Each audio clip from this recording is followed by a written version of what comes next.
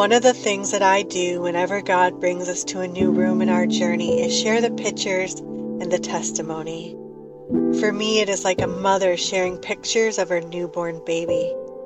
Because before God asked me to follow Him on this journey of complete dependence on His vows of support, He made me promises. Those promises were conceived in my spiritual womb, and they grew into an emergence of love and life. He promised that He would be our home. He promised that He would be our covering of support through whatever outlet He chose to use, and that He would generously supply all of our food. Recently, I had someone throw out a lot of jealousy and negativity for how God has kept us in a comfortable room, and I'm not going to feel bad or apologize for being a mother of promise. God made me that promise, and there is no shame in receiving from a promise. Every time I share a new room that God takes us to, I'm sharing a promise fulfilled over and over again. God promised that we would not be on the streets or even in a shelter. He promised to hold us up above the gravity of troubles and a refuge of comfort. He saved our life over and over again, like a baby being born of new life. His words became tangible. And so it has been. For years, God has taken us under His wings and given us shelter in hotels or Airbnbs with a promise of our own home at the end of this specific journey. These rooms were not just given to me, but I had to go through the growing the baby of promise by feeding my soul only good, nourishing things like positive thoughts of hope and faith. The person who basically vomited vile words online did not see how I labored through the contractions and deep agony to not allow myself to give into the fears that were crying for me to gauge into. The pain of dying to my fears in the face of life and death situation was beyond anything I can describe. Because just thinking of fear is easy. That's the easy thing. That's the craving. That's the nicotine. To go and think those terrible bad thoughts. But it takes another level of strength to think good, hopeful, faith-filled thoughts when all you see is scary things on the outside. It is so painful to not allow a fearful, negative thought when your whole body is writhing in pain and crying out. I had to work my faith to push through the pain of how impossible it looked and seemed and felt, in order to trust and believe that the room support would show up at any minute. I had to lay my daughter into God's hands and trust Him not to hurt her by making us homeless or hungry. It was terrifying and painful to do. Also, I had to clean my soul of all negativity such as bitterness, jealousy, anger, or victim mentality. I had to believe in my promised baby before I could receive. On the nights before checkout with no place to go and no way to pay for anything, I had to shut off all the logical reasons we were doomed and go deep into faith to imagine, feel, and embrace that my promise was fulfilled. It was not easy, so not easy. It was as painful as giving birth to a baby, and I should know because I've done it 4 times. It took completely folding myself inside out to only believe in the promise and not look to the dangers of life and death situations that were on the outside.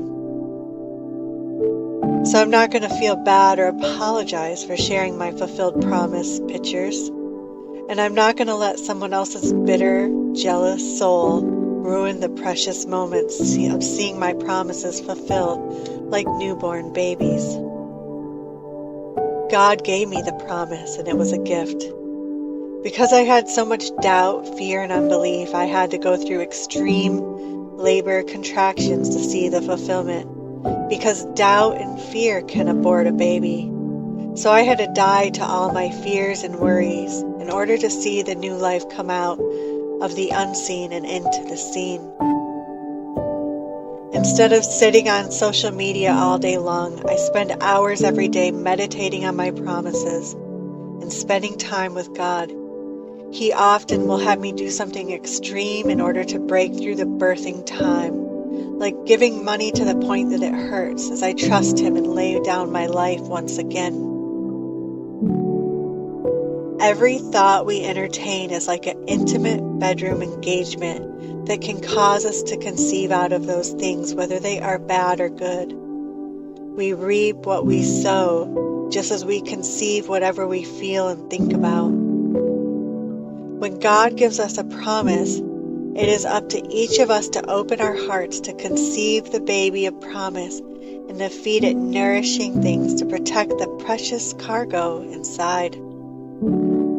For some, it is easy to just hear it and believe without a second doubt. But I have probably been one of the weakest there is to trust. So God has taught me ways to open my heart and receive in order to see the fulfillment. That is why He had me share the process that I learned on 2 courses I have made that shares my experience. They are the Hope Repose course and the Dream Diamond course. The Hope Repose is all about seeing your hopes become tangible through prayer, and the Dream Diamond is about drawing out treasures from dreams to be fulfilled through faith and learning what to ignore. Since God took me in this journey first in 2016, I have shared more promise fulfillment photos of the places where God has brought us, like a mother sharing new birth photos than I can even recall. It has been a miracle of seeing the birth of promises again and again, and it cost me everything. It cost me my life. I was no longer allowed to allow myself to have negative thoughts. I was no longer allowed to entertain fears and doubts. I'm not perfect, and I still have much more faith growing and exercising to do, and so many fears to face.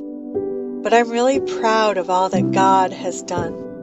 He made me a mother of so many promises, and the testimonies have been countless. We are rounding out our last week that is paid for at our hotel in Chicago, and I am already in the process of pushing out a new baby of promise through concentrated faith.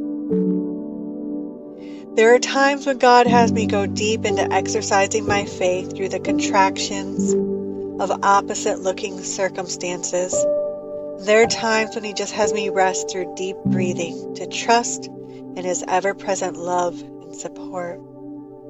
There are times when He asks me to give beyond what I can understand. And there are times when He asks me to just stay and wait and trust in His divine timing. It is a dance, a push and pull, like a romance of give and take.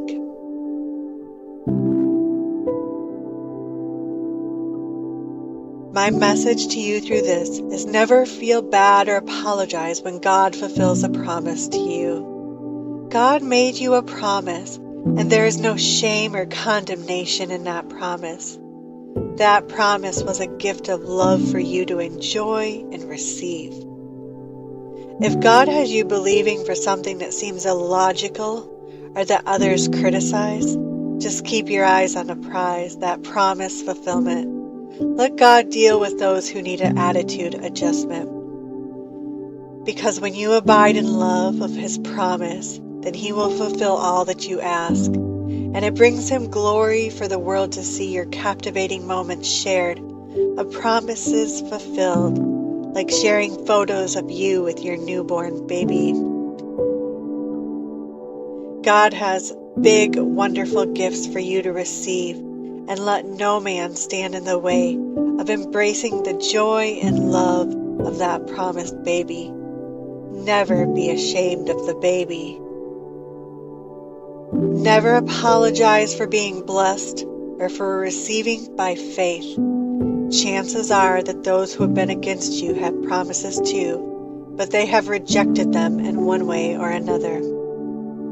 That is your gift of joy from God, and He wants you to smile and shine for the camera as you show the beauty of the moment of all He has done for you. Your testimony is powerful.